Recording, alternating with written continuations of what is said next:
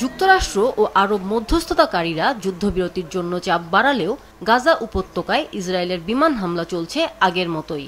গত মধ্যরাত থেকে হামলায় এ পর্যন্ত নিহত শতাধিক মানুষ। নিহতদের মধ্যে নারী ও শিশু সংখ্যাই বেশি বলে জানিয়েছেন স্থানীয় চিকিৎসকরা।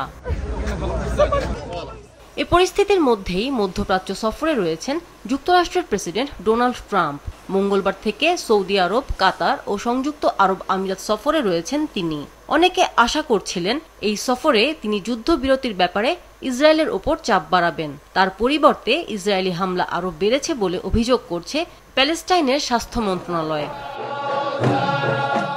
এদিকে গাজা উপত্যকার দখল নেয়ার ইচ্ছা প্রকাশ করেছেন প্রেসিডেন্ট ট্রাম্প। বৃহস্পতিবার কাতারের রাজধানী দোহায় একটি অনুষ্ঠানে দেয়া বক্তব্যে ট্রাম্প বলেন তিনি গাজা নিতে চান এবং একে ফ্রিডম জোনে পরিণত করতে চান।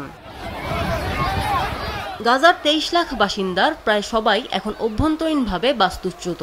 চিকিৎসা, খাদ্য ও নিরাপত্তার সংকটে মানবেতর দিন কাটাচ্ছেন তারা। আমিনা লুসি, মাছরাঙা নিউজ ডেস্ক।